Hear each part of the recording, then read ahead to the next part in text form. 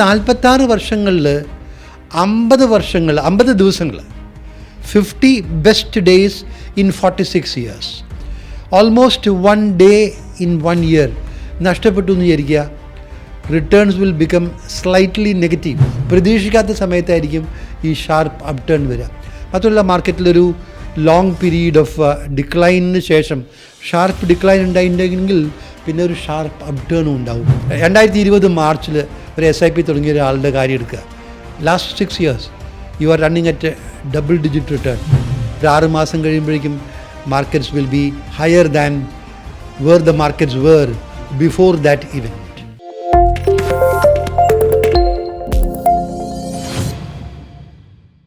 Geo political tensions, crude വിലയിലെ വലിയ വർധന, രൂപയുടെ മൂല്യത്തിലുള്ള ചാഞ്ചാട്ടം, ഇതിനോടെല്ലാം അനുബന്ധമായി ഓഹരി വിപണിയിലെ കനത്ത നഷ്ടം. നിക്ഷേപകർ വലിയ ആശങ്കയിലാണ്. ഏത് തരത്തിലുള്ള ഇൻവെസ്റ്റ്മെൻറ്റ് സ്ട്രാറ്റജിയാണ് ഇപ്പോൾ ഫോളോ ചെയ്യേണ്ടത്? കൂടുതൽ നിക്ഷേപം നടത്തണോ അതോ നിക്ഷേപങ്ങൾ വിറ്റഴിക്കണോ? ഇക്കാര്യങ്ങളെല്ലാം നിങ്ങളോട് വിശദീകരിക്കാൻ Geojit chief investment strategist doctor VK വിജയകുമാറാണ് ഇന്ന് നമ്മോടൊപ്പം ചേരുന്നത്. Welcome sir. Thank you Abhilash. Crude വിലയിൽ വലിയ വർധനയാണ് ഇപ്പോൾ ഉള്ളത്. അതോടൊപ്പം തന്നെ രൂപയുടെ മൂല്യത്തിലുള്ള തകർച്ചയുണ്ടാകുന്നു. FIs വലിയ രീതിയിൽ ഓഹരി വിപണിയിൽ നിന്ന് വിറ്റഴിക്കുന്നു. ഒരുപക്ഷെ ഒരു സേഫ് ഇൻവെസ്റ്റ്മെൻറ്റ് ഇപ്പോൾ ഓഹരി വിപണിയിൽ സാധ്യമാണോ? നിക്ഷേപകർ എന്താണ് ചെയ്യേണ്ടത്? ജിയോ പൊളിറ്റിക്കൽ ടെൻഷൻസ് വലിയ തോതിൽ ഇന്ത്യൻ സമ്പദ് വ്യവസ്ഥയെ ബാധിക്കും എന്നുള്ള ഒരു ആശങ്കയിലാണ് വിപണിയിൽ ഒരു കാര്യമായിട്ടുള്ള കറക്ഷൻ ഉണ്ടായത്. യുദ്ധത്തിന് ശേഷം, യുദ്ധം തുടങ്ങിയത് ഫെബ്രുവരി 28 അതിനുശേഷമുള്ള ഒരു സമയം എടുക്കുകയാണെങ്കിൽ മാർച്ച് 30 വരെ നിഫ്റ്റിയിൽ 10% താഴ്ചയുണ്ടായി. നിഫ്റ്റി മിഡ് ക്യാപ്പിൽ 11%, സ്മോൾ ക്യാപ്പിൽ 11%. ഇനി ഒരു ബ്രോഡർ മാർക്കറ്റിലേക്ക് പോയി കഴിഞ്ഞാൽ NSE 500 11%. അപ്പോൾ across market caps, across the market വിപണിയിൽ കാര്യമായിട്ടുള്ള കറക്ഷൻ ഉണ്ടായിട്ടുണ്ട്. ഈ വർഷം ജനുവരി 1 മുതൽക്ക് മാർച്ച് 30 വരെയുള്ള ആ ഒരു പീരീഡ് എടുക്കുകയാണെങ്കിൽ market is down. Nifty is down by 14.6% year till date. This is a very deep cut. അതുകൊണ്ട് തന്നെ റീറ്റെയിൽ ഇൻവെസ്റ്റേഴ്സ്, പ്രത്യേകിച്ച് കഴിഞ്ഞ ഒരു 5-6 വർഷത്തിൻ്റെ ഉള്ളിൽ വിപണിയിൽ വന്നിട്ടുള്ള റീറ്റെയിൽ ഇൻവെസ്റ്റേഴ്സ് വലിയ ആശങ്കയിലാണ്. ദീർഘകാലത്തെ വിപണിയിലുള്ള അനുഭവമുള്ള നിക്ഷേപകരെ സംബന്ധിച്ചിടത്തോളം ഒരു പ്രശ്നമല്ല, വലിയ പ്രശ്നവുമില്ല. കാരണം പ്രശ്നമില്ലെന്ന് മാത്രമല്ല, ചില സീസൺഡ് ഇൻവെസ്റ്റേഴ്സ് ഇതിനൊരു അവസരമായിട്ട് പോലും കാണും. കാരണം ഇത്തരത്തിലുള്ള വലിയ ഒരു പ്രതിസന്ധികളൊക്കെ വിപണിയിലുണ്ടാവുമ്പോൾ അതൊരു അവസരമായി മാറുക എന്നുള്ളതാണ് ചരിത്രം പറയുന്നത്. അപ്പോൾ അതുകൊണ്ട് ഈ ആശങ്ക, അഭിലാഷ് പറഞ്ഞ ഈ ഒരു ആശങ്ക എന്ന് പറയുന്നത് അധികവും പുതുതായി വന്നിട്ടുള്ള ഇൻവെസ്റ്റേഴ്സിനാണ്. എല്ലാവർക്കും വിപണിയിൽ താഴ്ച ഉണ്ടാകുമ്പോൾ, ഒരു 10% കറക്ഷൻ ഉണ്ടാകുമ്പോൾ everyone will feel disappointed and unhappy. That is true. But then there is no need to be panicking. അപ്പോൾ അതിൽ ഇൻവെസ്റ്റ്മെൻറ്റ് സ്ട്രാറ്റജീനെ കുറിച്ച് ചോദിച്ചല്ലോ. ഇൻവെസ്റ്റ്മെൻറ്റ് സ്ട്രാറ്റജി 2 ലളിതമായിട്ടുള്ള ആശയങ്ങളിലൂടെ വ്യക്തമാക്കാം. ഒന്ന്, ഇൻവെസ്റ്റേഴ്സ് എന്ത് ചെയ്യരുത്, അത് പ്രധാനപ്പെട്ടതാണ്. 2, ഇൻവെസ്റ്റേഴ്സ് എന്ത് ചെയ്യണം. അത് എന്ത് ചെയ്യരുത് എന്നുള്ളതിന് ഞാൻ ലളിതമായി പറയുകയാണെങ്കിൽ, ഇൻവെസ്റ്റേഴ്സ് സാധാരണ, പ്രത്യേകിച്ച് വലിയ എക്സ്പീരിയൻസ് ഇല്ലാത്ത ഇൻവെസ്റ്റേഴ്സ് ആകുമ്പോൾ, ഇതുപോലെയുള്ളൊരു ക്രൈസിസ് വരുമ്പോൾ ഒരു നാച്ചുറൽ റിയാക്ഷൻ എന്ന് പറയുന്നത് they panic, sell and get out of the market. എപ്പോഴും ഇതിന് മുമ്പത്തെ ഈ കോവിഡ് തകർച്ചയിൽ 38% മാർക്കറ്റ് ക്രാഷ് ചെയ്ത്. ആ സമയത്ത് മാർക്കറ്റിൽ എല്ലാം വിറ്റിട്ട് പോയിട്ടുള്ള ആളുകളുണ്ട്. അതുപോലെ തന്നെ 2008 ഗ്ലോബൽ ഫൈനാൻഷ്യൽ ക്രൈസിസിൻ്റെ ഉള്ളിൽ ആ സമയത്ത് എല്ലാം വിറ്റിട്ട് പോയിട്ടുള്ള ആളുകൾ എനിക്കറിയാം. 2012-13 യൂറോപ്യൻ ഡെറ്റ് ക്രൈസിസിൻ്റെ സമയത്തൊക്കെ തന്നെ. പക്ഷേ വാസ്തവത്തിൽ അതൊക്കെ നല്ല അവസരമായിരുന്നു എന്നുള്ളതാണ് when you look back in hindsight. പക്ഷെ നമുക്കൊരു ഹൈൻസൈറ്റിലെ കാര്യങ്ങൾ കാണാൻ പറ്റുള്ളൂ, മുൻകൂട്ടി പ്രവചിക്കാൻ സാധിക്കില്ലല്ലോ. അപ്പോൾ ആദ്യം പറയാനുള്ളത് ഇൻവെസ്റ്റേഴ്സിൻ്റെ അടുത്ത്, don't panic and get out of the market, stay invested. Nifty എടുത്തോളൂ. കഴിഞ്ഞ 20 വർഷത്തെ Nifty return 13.5%. CAGR 13.5% compound annual growth rate. Very good returns. പക്ഷേ ഈ 20 വർഷ കാലയളവിൽ suppose the investor missed out on the 22 best days, 13.5% comes down to 7.6%. Sharp decline. 22 best days in 20 years means almost one day in 1 year. കാരണം എന്താണെന്ന് വെച്ചാൽ മാർക്കറ്റിൽ ഒരു ഔട്ട്സൈസ്ഡ് returns, sharp up turn ഉണ്ടാവുന്നത് പലപ്പോഴും കോൺസെൻട്രേറ്റഡ് ആയിരിക്കും. ചില ദിവസങ്ങളിലായിരിക്കും ഷാർപ്പ് അപ് ടേൺ ഉണ്ടാവുക. ഇതേപോലെ തന്നെ ഇത് സെൻസെക്സിൽ നോക്കിക്കഴിഞ്ഞാൽ കുറേ കൂടെ ഡ്രമാറ്റിക് ആയിട്ടുള്ള ഇമ്പാക്റ്റാണ്.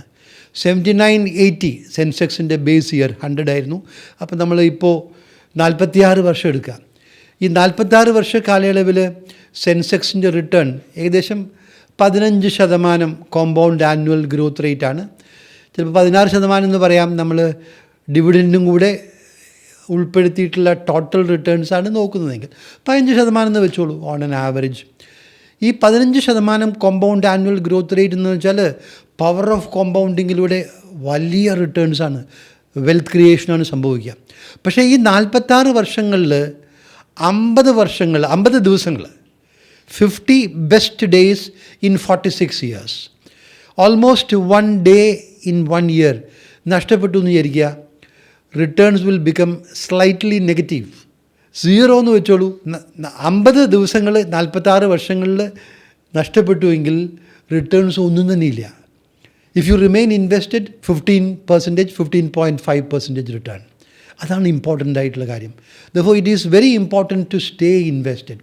കാരണം റിട്ടേൺസ് വരുന്നത് പലപ്പോഴും കോൺസെൻട്രേറ്റഡ് ആയിരിക്കും, ചില ദിവസങ്ങളിലായിരിക്കും, ബംപി ആയിട്ടാണ് വരുന്നത്. ഈ വാർ ടൈമിൽ തന്നെ വാസ്തവത്തിൽ 2 ദിവസങ്ങളിൽ 1500 പോയിന്റിൽ കൂടുതൽ സെൻസെക്സ് കയറിയിട്ടുണ്ട്. അപ്പോൾ പെട്ടെന്ന് യുദ്ധം നിന്നു എന്ന് വിചാരിക്കുക. It can happen at any point of time. Crude പ്രൈസൊക്കെ തന്നെ താഴ്ന്നു വന്നു കഴിഞ്ഞാൽ ഒരു ദിവസം 5%, 6% ഒക്കെ തന്നെ അത് 2 ദിവസം കൊണ്ട് 6-7% ഒക്കെ അപ് ടേൺ ഉണ്ടാവാം. So unless you remain invested you will not get the benefit of this sharp upturn in the market. മാത്രമല്ല, markets have an uncanny ability to surprise. പ്രതീക്ഷിക്കാത്ത സമയത്തായിരിക്കും ഈ ഷാർപ്പ് അപ് ടേൺ വരിക. മാത്രമല്ല, മാർക്കറ്റിലൊരു ലോങ് പീരീഡ് ഓഫ് ഡിക്ലൈനിന് ശേഷം sharp decline ഉണ്ടായിട്ടുണ്ടെങ്കിൽ പിന്നെ ഒരു ഷാർപ്പ് അപ് ടേണും ഉണ്ടാവും. അപ്പോൾ അതുകൊണ്ട് investors should not miss out. Timing പറ്റില്ല മാർക്കറ്റിൽ. എപ്പോഴാണ് മാർക്കറ്റ് കയറുകയെന്ന് ആർക്കും പ്രവചിക്കാൻ പറ്റില്ല. അതുകൊണ്ടാണ് നമ്മൾ പറയാറുള്ളത് പൊതുവേ more important then timing the market is the time that you spend in the market, because you can never time the market. It is almost impossible. ഇനി രണ്ടാമത്തെ ഒരു സ്ട്രാറ്റജീൻ്റെ ഒരു എലിമെൻ്റ് എന്ന് പറയുന്നത് what investors should be doing. ഞാൻ ഇപ്പോൾ പറഞ്ഞത് investors എന്ത് ചെയ്യരുത് എന്നുള്ളതാണ്. ഇൻവെസ്റ്റേഴ്സ് എന്ത് ചെയ്യണം? പ്രധാനമായിട്ടുള്ള പോയിൻ്റ് ഇതാണ്: സിസ്റ്റമാറ്റിക് ഇൻവെസ്റ്റ്മെൻറ്റ് പ്ലാൻസ്. ഫുൾ പ്രൂഫാണ്. ചില ഇൻവെസ്റ്റേഴ്സൊക്കെ അതിനെ കുറിച്ചിട്ട് ചില നെഗറ്റീവ് കമൻസൊക്കെ പറയാറുള്ളത് ഞാൻ കാണാറുണ്ട്. അത് കാര്യങ്ങൾ ശരിക്കും പഠിക്കാത്തതുകൊണ്ടാണ്. എപ്പോഴും SIP ചെയ്യേണ്ട എന്ന് പറയുന്ന ആൾക്കാരാണ്. SIP ചെയ്യേണ്ടെന്ന് പറയുന്ന ആൾക്കാരുണ്ട്. അതൊക്കെ ഓരോരുത്തരുടെ കാഴ്ചപ്പാടാണ്. അത് SIP റിട്ടേണിൻ്റെ ലോങ് ഹിസ്റ്ററി അറിയാത്തതുകൊണ്ടാണ്. ഇപ്പോൾ നമ്മളിപ്പോൾ ഈ ക്രൈസിസിലൂടെ പോയിക്കൊണ്ടിരിക്കുകയാണ്. നിങ്ങൾ 2006 6 കൊല്ലം മുമ്പാണ് തുടങ്ങിയെന്ന് വിചാരിക്കുക. 2020 മാർച്ചിൽ ഒരു SIP തുടങ്ങിയ ഒരാളുടെ കാര്യം എടുക്കുക. Last 6 years, you are running at a double-digit return, despite this correction in the market. If you are an SIP investor, there is no loss. Individual stock ഇൻവെസ്റ്റേഴ്സിന് എപ്പോഴും പോർട്ട്ഫോളിയോയിൽ ലോസ് ഉണ്ടായിരിക്കും. ഇത് നിങ്ങളുടെ കഴിഞ്ഞ 4 മാസത്തെ അല്ലെങ്കിൽ 5 മാസത്തെയോ SIP റിട്ടേൺസ് ഇപ്പോൾ നെഗറ്റീവിലായിരിക്കും. But your total return is more than 12% for at least 18 mutual fund schemes, which we have recommended through mutual funds, through our Geojit Insights. അതുകൊണ്ട് രണ്ടാമത്തെ അഡ്വൈസ് പ്രധാനമായിട്ടും continue with systematic investment plans. Never stop your systematic investment plans.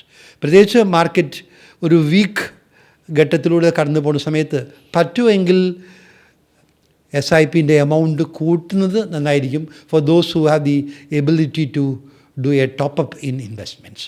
അപ്പോൾ investment സ്ട്രാറ്റജീനെ ഈ 2 കാര്യങ്ങളായിട്ട് summarise ചെയ്യാം. ഈ ലോക ചരിത്രത്തിൽ തന്നെ വാർ എന്ന് പറയുന്നത് ഒരു പുതിയ സംഭവമല്ല. ഈ അടുത്തായി കുറച്ചധികം വാറുകൾ നടക്കുന്നുണ്ട് എന്നുള്ളത് മാത്രമാണ്. അപ്പോൾ ഈ വാർ സ്റ്റോപ്പ് ചെയ്തതിന് ശേഷം വിപണികളിൽ അത് പെട്ടെന്ന് എങ്ങനെയായിരിക്കും പ്രതിഫലിക്കുക? അത് നിക്ഷേപകർ ഈ യുദ്ധവുമായി ബന്ധപ്പെട്ട് ഈ ആശങ്ക ഇപ്പോഴും തുടരേണ്ട ഒരു സാഹചര്യമുണ്ടോ? വളരെ പ്രസക്തമായിട്ടുള്ള ചോദ്യം, നല്ല ചോദ്യമാണ്. നമ്മൾ കഴിഞ്ഞ ഒരു കാൽ നൂറ്റാണ്ട് കാലത്തെ അല്ലെങ്കിൽ 2 വർഷം കൊണ്ട് പുറകിലേക്ക് പോവാം. മിലിറ്ററി കോൺഫ്ലിക്ട്സ് എങ്ങനെ സ്റ്റോക്ക് മാർക്കറ്റിനെ ഇമ്പാക്റ്റ് ചെയ്തു എന്നുള്ള ചരിത്രം പരിശോധിച്ചു കഴിഞ്ഞാൽ അതിന് വളരെ പ്രധാനമായിട്ടുള്ളൊരു നിഗമനമുണ്ട്. നമ്മൾ 1999 മുതൽക്കെടുക്കാം. 99 ഇന്ത്യ കാർഗിൽ വാർ, പാകിസ്ഥാൻ ആയിട്ടുള്ള യുദ്ധം. അപ്പോൾ 99 കാർഗിൽ വാർ. അതിനുശേഷം സെപ്റ്റംബർ 11 ഒരു ഗ്ലോബൽ ആയിട്ടുള്ള കോൺഫ്ലിക്റ്റ് ഒന്നും ആയിട്ട് മാറിയില്ല. എന്നാലും സെപ്റ്റംബർ 11 ശേഷം അമേരിക്കേൻ്റെ അഫ്ഗാനിസ്ഥാൻ അറ്റാക്ക്, അതിനുശേഷം ഇപ്പോൾ അടുത്ത കാലത്തുണ്ടായിട്ടുള്ള 2022 റഷ്യ ഉക്രൈനെ ആക്രമിച്ചത്, അതിനുശേഷം ഇസ്രായേൽ ഹമാസ് കോൺഫ്ലിക്റ്റ്, ഇന്ത്യയുടെ ഓപ്പറേഷൻ സിന്ദൂർ. ഈ മിലിറ്ററി കോൺഫ്ലിക്ട്സ് നോക്കിക്കഴിഞ്ഞാൽ മിലിറ്ററി കോൺഫ്ലിക്ട്സ് മാർക്കറ്റിനെ ഒരു ഹ്രസ്വകാലത്തേക്ക് മാത്രമേ ഇമ്പാക്റ്റ് ചെയ്യുന്നുള്ളൂ എന്നുള്ളതാണ്. ഈ പറഞ്ഞ എക്സാമ്പിളിലൊക്കെ അതാണ്. ഒരു 6 മാസം കഴിയുമ്പോഴേക്കും markets will be higher than where the markets were before that event. വാസ്തവത്തിൽ മാർക്കറ്റിനെ കുറിച്ച് ദീർഘകാലത്ത് മാർക്കറ്റിനെ ബാധിക്കുക നോൺ മിലിറ്ററി ആയിട്ടുള്ള കാര്യങ്ങളാണ്. ഇക്കണോമിക് ക്രൈസിസ് കൂടുതൽ ബാധിക്കും. ഉദാഹരണത്തിന് 2008 global financial crisis 58% Nifty crash ചെയ്തത് 2008. അതൊരു ഇക്കണോമിക് ക്രൈസിസ് ആയിരുന്നു. Globally S&P 500 also face this kind of a crash. Globally market melt down ആണ് ഉണ്ടായത്. കാരണം അന്നൊരു വലിയൊരു ഭയം ഉണ്ടായിരുന്നു, ഇത് ഒരു പ്രൊലോങ്ഡ് ഗ്ലോബൽ ഡിപ്രഷനിലേക്ക് പോവോ എന്നുള്ളൊരു ഭയം ഉണ്ടായിരുന്നു. അത് കാരണം ഒരു വർഷത്തിൽ കൂടുതൽ അത് നിലനിന്നു. ഒരു ഗ്ലോബൽ റിസഷൻ ഉണ്ടായി. ഇന്ത്യ റിസഷനിലേക്കൊന്നും പോയില്ല എങ്കിലും അപ്പോൾ ആ ഒരു ഇക്കണോമിക് ക്രൈസിസ് കൂടുതൽ ബാധിച്ചു. അതുപോലെ തന്നെ 2000 ടെക് ബബിൾ ബേഴ്സ്റ്റ് ഉണ്ടായിട്ട് ഒരു ഗ്ലോബൽ റിസഷൻ ഉണ്ടായിട്ടുണ്ട്. അതൊരു 3 വർഷത്തോളം വിപണിയെ ബാധിച്ചു. ഇവ 2012-13 പീരീഡിലെ യൂറോപ്യൻ ഡെറ്റ് ക്രൈസിസും ഇതൊക്കെ fundamentally they were economic crisis, not a crisis triggered by a military event. അപ്പോൾ my point is economic crisis can have longer lasting impact on the market than a geopolitical crisis triggered by a military conflict, which is the case now. അപ്പോൾ അതുകൊണ്ട് നമുക്ക് ഒരു വ്യക്തതയില്ല യുദ്ധം എത്ര കാലം നീണ്ടു നിൽക്കുന്നുള്ളത്. യുദ്ധം തുടങ്ങിയ ആളുകൾക്ക് തന്നെ അതിനെക്കുറിച്ച് വ്യക്തതയില്ല. അവർക്കിപ്പോൾ ഒരു പുലിവാല് പിടിച്ച മാതിരിയാണ്. when you are riding a tiger, you cannot get off the tiger. അതാണ് പ്രോബ്ലം. ഇപ്പം പ്രസിഡൻറ്റ് ട്രംപ് തന്നെ തുടക്കത്തിൽ പറഞ്ഞത് this will last for a few days, maximum 2 to 3 weeks എന്നാണ് പറഞ്ഞത്. Now we are into the 5th week because the Iranian resistance was something they completely miscalculated. I am not going into that area. We are not experts in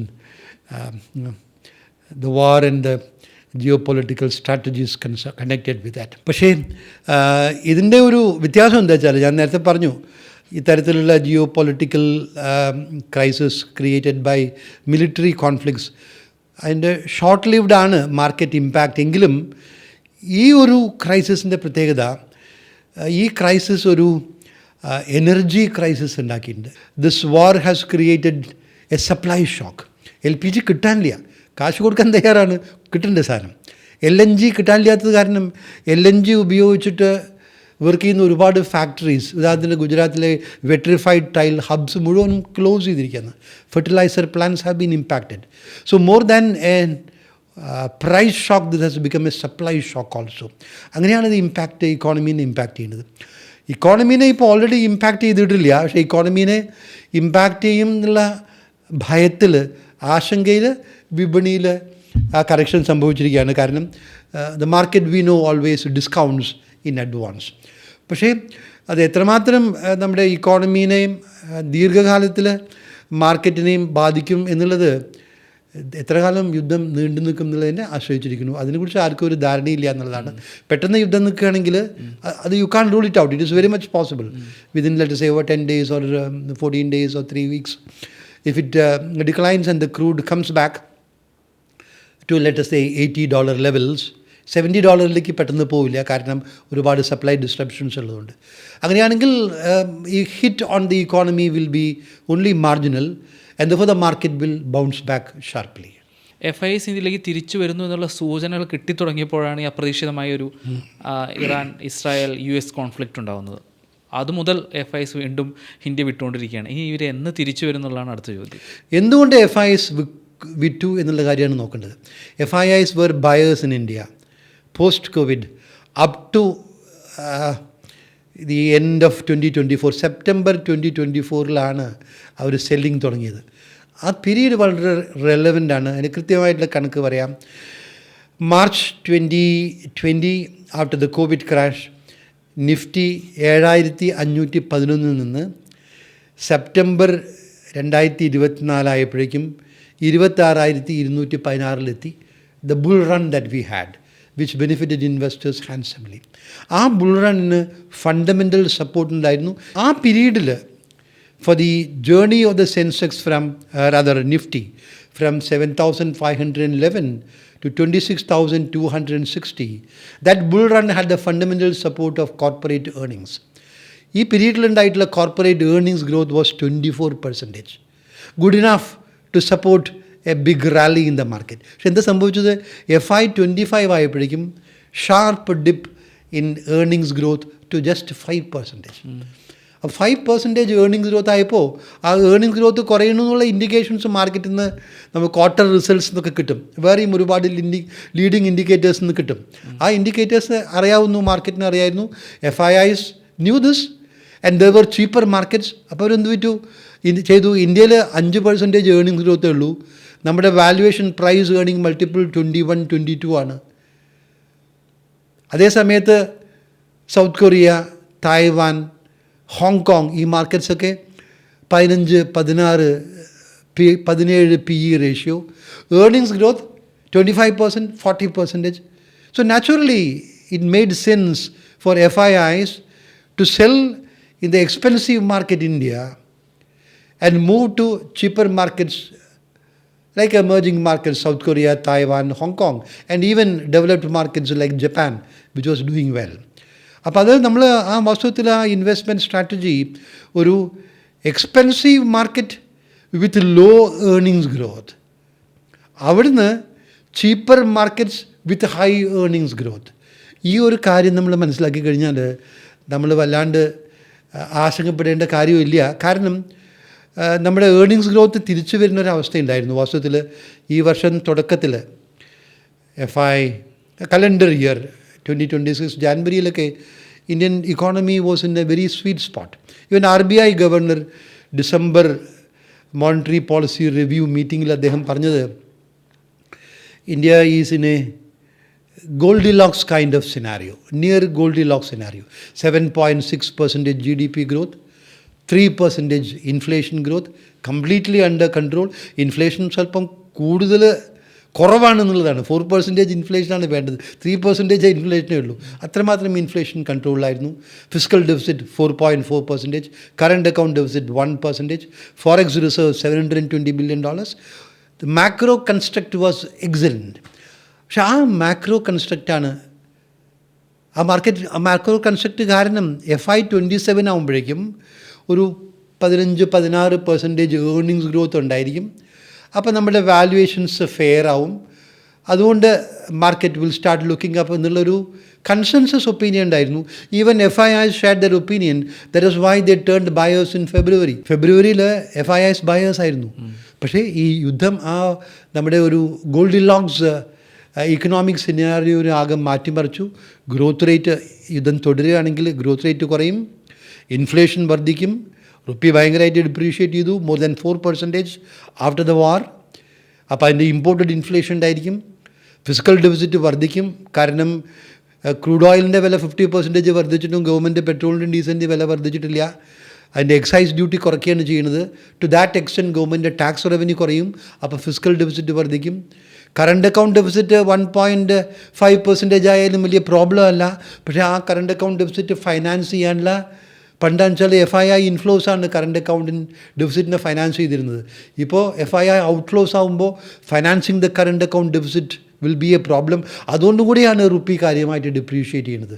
not just because of the sharp increase in the price of crude, it's also because of the sustained FII selling. പക്ഷേ ഒരു കാര്യം നമ്മൾ ഓർക്കേണ്ടത്, FIIs are selling not just in India, they are selling in the best performing market. കഴിഞ്ഞ വർഷത്തിൽ south Korea best performing market.